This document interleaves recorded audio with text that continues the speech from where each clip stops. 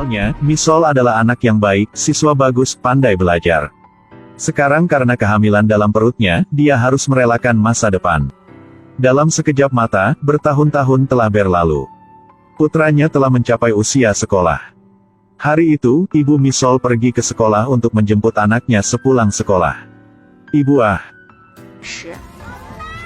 aku juga ingin dicium. Adikku lucu sekali. Ternyatanya Mbak Sunah tidak menginginkan putrinya karena yang telah terjadi tahun itu. Kehilangan kesempatan kuliah berarti menutup pintu masa depan. Jadi terlepas dari keberatan Misol, dia memasukkan nama anak itu ke dalam daftar rumah tangganya. Karena itu selama ini di depan putranya, Misol hidup di bawah status kakak perempuan Yang Wong. Pada tahun itu, setelah melahirkan, butuh 3 tahun untuk berhasil masuk ke universitas. Meskipun universitas itu hanya jenis C. Tapi setidaknya ketika dia keluar, dia masih bisa mengatakan bahwa dia lulus dari perguruan tinggi. Tapi karena belajar 3 tahun lebih lambat dari teman sekelasnya, jadi tidak mudah baginya untuk mendapatkan pekerjaan. Terdekat kali dia meminta wawancara posisi penyiar. Biasanya untuk membantu biaya hidup di keluarga ibunya. Dia tidak keberatan bekerja lembur, di siang hari dia mengantarkan susu. Di malam hari, dia bekerja sebagai pelayan di toko barbek. Jika ibunya menelepon dia akan berbohong bahwa dia sedang belajar di perpustakaan. Tapi siapa sangka melakukan pekerjaan bergaji rendah ini. Hanya karena dia pergi menjemput adik laki-lakinya, dia terlambat bekerja suatu hari dan gajinya dipotong. Meski hidup begitu keras, Misol selalu menjaga sikap optimis melihat ke depan. Setelah seharian berjuang mencari nafkah, ketika dia sampai di rumah, gadis itu melihat putranya itu sudah puas untuknya.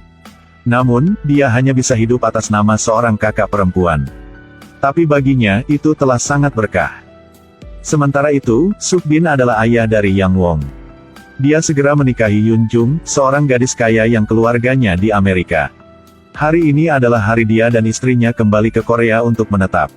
Melihat menantu yang cantik di luar dengan banyak uang di dalam, Mbak Jungja tertawa sampai matanya menyipit. Dia telah melupakan semua tentang Misol tahun itu. Dia pikir dia pasti cantik dan berbakat seperti ini, yang layak menjadi istri putranya Sukbin. Namun, Yun Jung sudah lama tinggal di Amerika, jadi dia cukup berani. Membuat Nyonya Jungja tertegun dan tidak bisa bereaksi. Tapi pada akhirnya dia hanya tersenyum untuk melepaskannya. Karena dia tahu latar belakang keluarganya adalah umum. Ketika anaknya menikah dengan Yun Jung, itu juga dianggap sebagai parasit di cabang yang tinggi. Sebenarnya rumah Mbak Jungja sama sekali tidak kaya. Bertahun-tahun itu telah tinggal di rumah pamannya. Dan paman tertua sebenarnya hanya menantu tinggal di keluarga istri Kang dia. Tapi di luar dugaan, Putri Bukang mengalami kecelakaan dan meninggal mendadak. Tinggalkan suaminya Jin Guk sendiri. Dia ingin tidak terlalu kesepian di rumah. Jadi telah setuju untuk membiarkan Jin Guk menjemput keluarga adiknya untuk tinggal bersama. Kedua bersaudara itu bekerja di perusahaan Mes Kang. Keduanya adalah orang yang jujur, jadi memiliki rasa terima kasih yang besar kepada ketua Kang. Hanya Bai Jungja yang siang dan malam lapar akan warisan mereka. Sudah jelas bahwa dia bahkan bukan kerabat darah. Tetapi dia berani berpikir Mbak Nyonya Kang tidak memiliki anak. Jadi setelah ini semua aset akan dipegang oleh Sukbin. Sukbin baru saja pulang dan memutuskan untuk segera pergi ke perusahaan Bukang untuk bekerja. Tuan Jin Guk mendengar itu dan berkata bahwa kaum muda harus lebih aktif untuk mendapatkan lebih banyak pengalaman. Jika Sukbin datang untuk bekerja, itu kehormatan perusahaan Kang. Meskipun kamu seorang cucu, kamu tidak dapat melewati pintu belakangnya.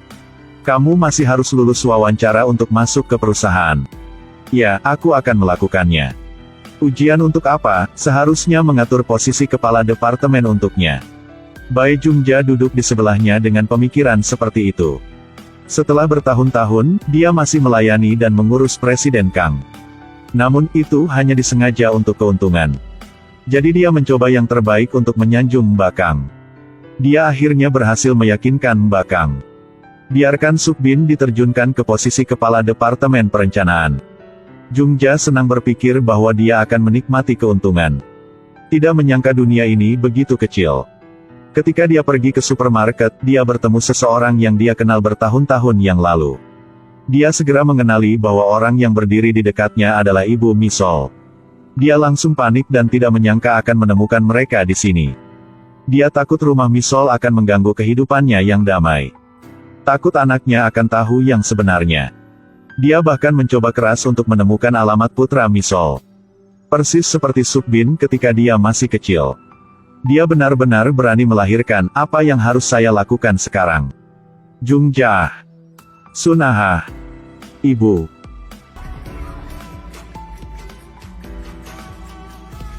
Hari ini adalah hari pertama Sukbin bekerja. Namun Yunjung masih berbaring di tempat tidur dan tidak mau bangun. Dia mengulurkan tangan untuk memberi Sukbin pelukan selamat tinggal. Dan kemudian dia terus membungkuk di bantal dan tidur lagi. Kali ini, dia telah membuat Jungja tidak puas. Dia mengkritik bahwa menantunya tidak memahami, dia tidak bangun. Tapi Sukbin hanya menganggap ini masalah kecil. Jungja ingin menunjukkan gengsi kepada menantunya. Jadi dia masuk ke kamar dan hendak memarahinya. Tapi tak disangka, saat Yunjung sedang tidur, dia tiba-tiba terbangun saat mendengar suara itu. "Oh ibu, kenapa kamu masuk kamar tanpa mengetuk? Hari ini adalah hari pertama suamimu bekerja, tapi kamu masih bisa tidur. Aku telah menciumnya, itu bisa dianggap aku telah bersorak untuknya. Kamu udah melakukan hal besar sekali ya.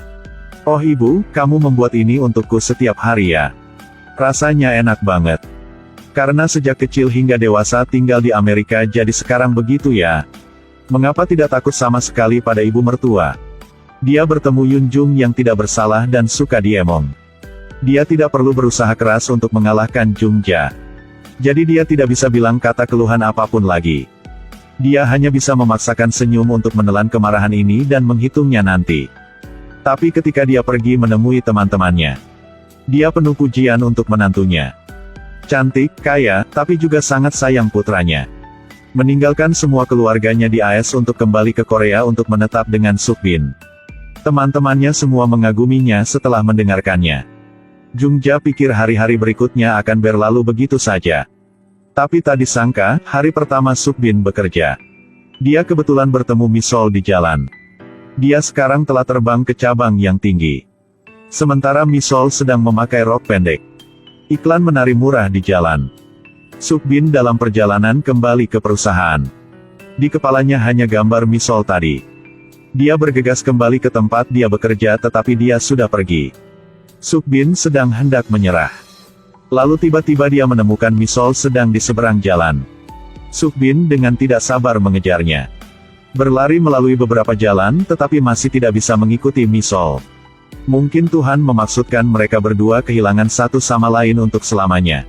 Dia memikirkan perilakunya yang tercela tahun itu. Dia merasa sangat bersalah karena meninggalkan Misol saat dia hamil. Dia dalam pikiran itu jadi dia telah lupa berkencan dengan Yunjung. Dia menunggu sudah lama tapi suaminya tidak kembali, dia langsung marah pada Sukbin. "Perusahaan memiliki bisnis yang mendesak, mohon maafkanku ya sayang. Kamu juga seperti itu ketika di Amerika, mengapa kamu selalu membuatku menunggu? Tidak akan ada waktu berikutnya, jangan marah sayang. Sejujurnya aku tidak mengerti mengapa aku harus selalu melepaskan semua kesalahanmu." Yunjung sekali lagi memaafkan sikap suaminya. Tapi dia tidak tahu bahwa hati Sukbin tidak pernah menjadi miliknya. Sementara Misol masih di sini bekerja keras untuk membesarkan anaknya. Hari itu Yang Wong mengompol membuat Sunah sangat marah. Meskipun dia sangat sayang Misol yang belum menikah tetapi memiliki anak. Tapi dengan anak ini dia tidak bisa menyukainya. Karena Yang Wong. Makanya karir Misol hancur. Ketika dia sampai di rumah, dia melihat ibunya memukuli cucunya, jadi dia bergegas masuk. Baginya, Yang Wong adalah seluruh hidupnya. Jika dia melakukan sesuatu yang salah, dia tidak akan berani memutarnya. Dia bercanda menghibur Yang Wong menjadi senang lagi. Dia sedih karena dia tidak mengerti mengapa ibu bersikap dingin padanya. Dia merasa kakaknya lebih seperti ibunya. Setelah mendengar itu, dia dengan cepat tertawa dan berubah topik. Dia tidak berani mengakui bahwa dia adalah ibu dari anak laki-laki itu. Di malam hari, dia memeluk putranya dengan erat dan patah hati. Keesokan harinya dia pergi bekerja lagi. Tak disangka, dalam perjalanan mengantarkan susu, dia bertemu dengan seorang pencuri. Dia tidak ragu-ragu untuk mengambil sapu. Gunakannya untuk mengalahkan orang itu. Pada akhirnya mereka berdua diundang ke kantor polisi. Ketika memeriksa kamera baru menemukan bahwa ternyata Soryung yang menangkap pencuri yang sebenarnya. Kemudian dia membawa susu itu kembali ke tempat asalnya. Misol sangat pemalu sehingga dia tidak bisa menyembunyikan wajahnya di mana. Sayangnya dia merusak komputer Soryung juga. Bajunya juga sobek. Total biaya kompensasi adalah 9,000 ribu won. Dia buru-buru meminta maaf. Seorang siswa yang baru saja lulus dari universitas. Lebih dari itu, dia membesarkan seorang anak. Orang seperti dia benar-benar tidak tahu dari mana mendapatkan uang. Dia segera meminta Soryung untuk membiarkannya bekerja untuk melunasi hutangnya. Nasib mereka berdua dimulai di sini. Tidak menyangka Soryung adalah anak dari guru Misol.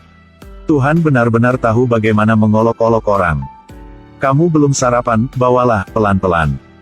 Dengan tergesa-gesa, banyak hal bisa terjadi. Nak, atau tolong mohon untuk datang terlambat. Iya, aku sudah tahu. Kamu bawanya pergi. Putramu telah tumbuh begitu besar, masih mengkhawatirkan begitu banyak. Nah, jangan menjadi guru lagi, ikuti saja dia.